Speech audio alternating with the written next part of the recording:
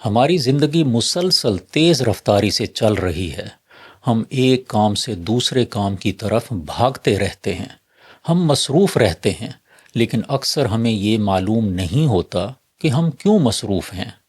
رمضان اس رفتار کو کم کرنے کا ایک موقع ہے۔ جب آپ روزہ رکھتے ہیں تو آپ کا جسم خود بخود آپ کو آہستہ ہونے کا اشارہ دیتا ہے۔ آپ زیادہ سوچتے ہیں، کم رد عمل دیتے ہیں اور بہتر محسوس کرتے ہیں۔ یہ آہستگی دراصل ایک نعمت ہے۔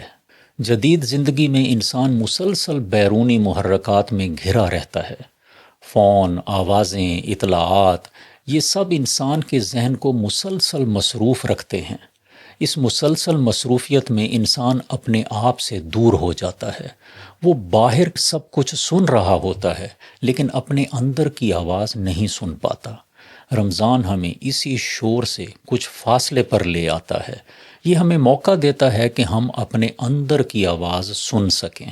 یہ ہمیں رک کر یہ سوچنے کا موقع دیتا ہے کہ ہم کہاں ہیں اور کہاں جا رہے ہیں، اور کیا یہ وہی راستہ ہے جس پر ہم واقعی چلنا چاہتے ہیں۔ جب انسان کی رفتار کم ہوتی ہے تو اس کی بصیرت بڑھتی ہے۔ وہ چیزوں کو زیادہ واضح طور پر دیکھنے لگتا ہے۔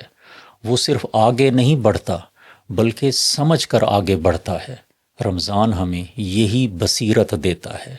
رمضان ہمیں یہ سکھاتا ہے کہ زندگی صرف تیزی سے آگے بڑھنے کا نام نہیں، بلکہ صحیح سمت میں آگے بڑھنے کا نام ہے، اور صحیح سمت میں جانے کے لیے اکثر رفتار کو کم کرنا ضروری ہوتا ہے۔